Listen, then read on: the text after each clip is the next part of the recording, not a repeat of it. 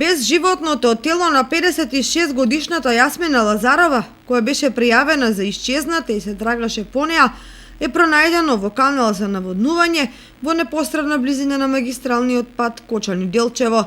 Како што информираат од полицијата, на 17 јануари во 14 часот и 55 минути во полициската станица во Виница било пријавено дека на местото викано Горица во непосредна близина на магистралниот пат Кочани-Делчево во канал за наводнување било пронајдено безживотното тело на Ј.Л. 56 години од населбата Оризари Кочанско, за која на 11.1. било пријавено дека се оддалечила од домот. Смрт без траги на населство, констатирал лекар од итната медицинска помош. Увид извршила увидна екипа на ОВР Виница, а по насоки на јавен обвинител, телото на починатата било предадено на семејството.